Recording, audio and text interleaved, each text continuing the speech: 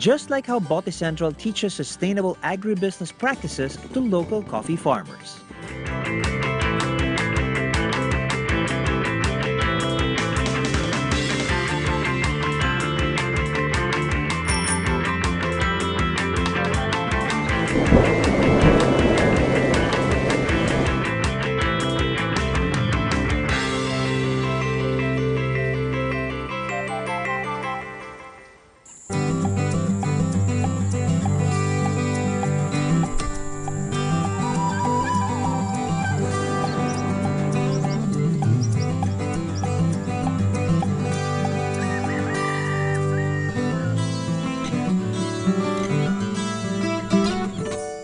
Drinking coffee is part of every Filipino's morning. It awakens our body and makes us active for a loaded day. For Eddie, coffee is more than a kickoff to start his day, but a means of livelihood for his family.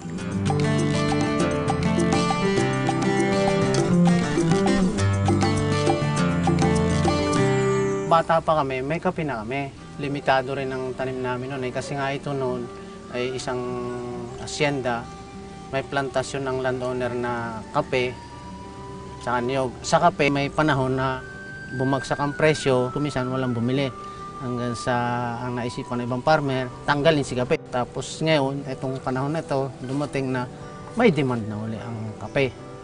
Doon uli in-introduce hanggang sa pati ang DA ay nag-encourage na sa amin na magkape tayo. May malaking posibilidad na makatutulong ito sa kabuhayan ng magsasaka. Coffee trees are biodiversity friendly as they can grow along with other plants in the wild. They grow well in tropical countries but need to be meticulously taken care of. Ang kape, kinakailangan din merong pakanlong o yung shade trees na sinasabi nila.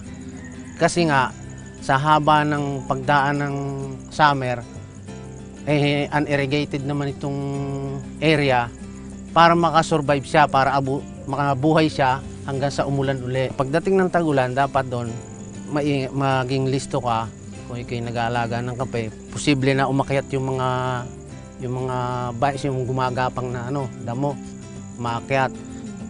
Masamang epekto nung pagka mababalutan ng baging yung kape mo, baka hindi mamungat.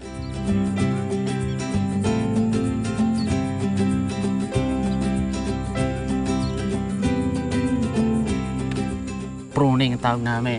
Pag ito pinabayaan mo, tataas yan ng tataas, ihirapin kang habulin siya para linisan. O kaya, pag nag-harvest ka, mini-maintain na lang namin doon sa pagiging umbrella type. Para dito sumipot yung mga cluster ng bunga. Mas maganda sa lupa. Yung tinuturo na natural na pamamaraan, yung organikong pataba, magko-compost ka. Handpick. Yung hinog ang pipiliin mo talaga. Ititira mo yung verde pa dahil pa yun, mura pa yun. Pag napasama yun sa sa pag-didipulp, minsan kalimitan nababasag ang beans na on. Traditionally, coffee farmers just grow and harvest coffee and sell them to traders.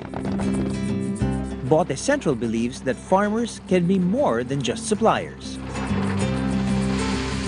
Coffee is a product that you can work with from soil to cup, which means that a farmer need not become just a farmer. He can venture into the agribusiness of coffee in his own village level, which means that a farmer is not just about sustainability for the environment, but also sustainability for humanity itself. Bote Central wants to give farmers the capacity to roast, brew, and sell coffee by themselves. The Cabuyao Farmers Cooperative houses the post-harvest equipment that are granted to them by Bote Central and other agencies. Kuya Eddie, na yung mga buto na barake na handpick niya, pag handpick kasi, single pick, kailangan mas maganda siya na wet process. So, pag dinala dito ng farmer, tara Arnel, lagay natin dito. Paano mo i-proseso? Game. Lalagyan ng tubig. Okay. Rotation. Yung ilalim, yun ang mga good. Kita mo? There's a basic difference eh. Physically, Ayan. Itong sinkers, itong floaters, ito tatanggalin. This goes to a separate channel. It can still be processed, which means we can still make money from it. As an enterprise, wherein we maximize all berries, the good ones and the bad ones, but not really bad because you can still earn from it. A depulper is important that we put in every farmer. Why? Because a depulper is the best way or the easiest way for the farmer to do wet process. He doesn't have to, separate the pulp from the berries one by one. This is the dry parchment. It takes about 3 to 4 days to dry. And this should be 12% moisture content. And this is the MC, the 12% that buyers get from farmers. But if it's higher than 12%, merong bawas sa price.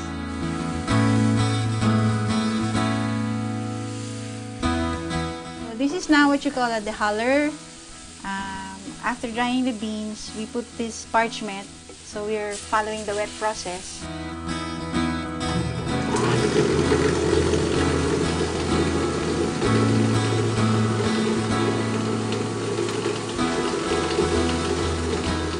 Then after the beans get dried, we still go through sorting process. Beans have to be sorted out because we want to remove the unwanted things, the borers, the ones with the holes, the broken bean. So the trigger point here is the roasting machine. Bote Central was awarded an invention patent for the roasting machine. This roasting machine serves as the impetus so that the farmers will be able to share the technology of what Bote Central started. So we work with government through grant mechanism and competitive bidding. We work with some angel funds. We work with some CSR programs of corporations so that the farmers will be able to avail of this complete package equipment facility. Farmers will also be able to do the same thing, exactly the same business model, aligned with their culture, of course, in the community. Coffee is an evergreen. Coffee naturally thrives in situations like this, in forests like this, in biodiversity. It is freshly roasted, it is freshly harvested, it's grown here in the Philippines. No chemicals, no inputs, it's naturally farmed. Then I can say that coffee per se is good for the body.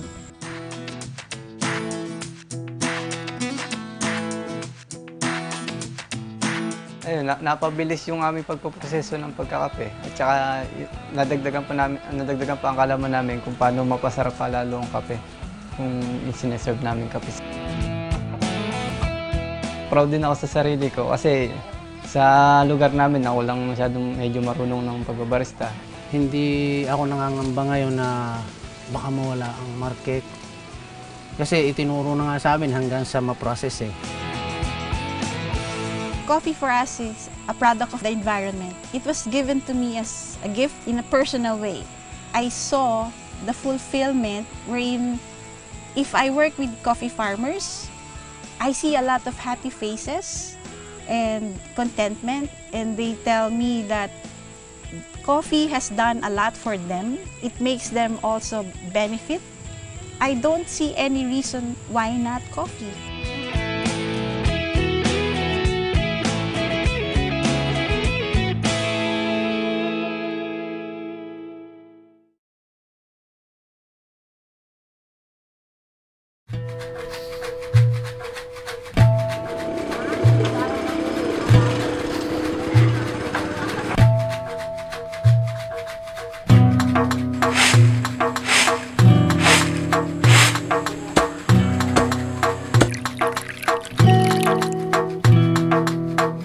Ako si Maria Teresa Herrera. Ako po ay may 3 anak at 41 years old. Sa kasalukuyan, nandito sa aming bahay. Nag-aalaga ng aking mga anak, katulong ng aking asawa sa pag-aalaga ng aming mga hayop. Na-involve po ako sa coffee business dahil nga po itong ating Pangulo, Mario Ronquillo. Magagamit ko rin yung aking kaunting pinag-aralan sa pagre-record ng kita ng kape. Ako si Mario Ronquillo, Barangay Captain ng Barangay Magsaysay, Pangulo ng Samahan ng Magkakape dito sa bayan ng Ginangan. Ang ginagawa ko po sa kapihan, kasama po ang aming manager na si Kapitan Mario Ronquillo.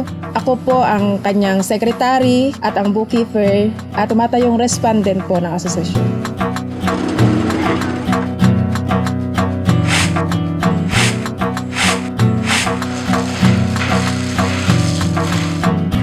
Mahirap ang buhay kung kaya kinailangan kong umalis ng bansa at ako'y nagtrabaho bilang isang OFW sa Hong Kong at nung inaakala ko na meron na kaming sapat na kapital para makapagtayo ng isang negosyo, agad akong bumalik dito sa Pilipinas at agad naming sinimulan ang isang negosyo. Subalit sa hindi inaasahang pangyayari na wala ang aming kapital,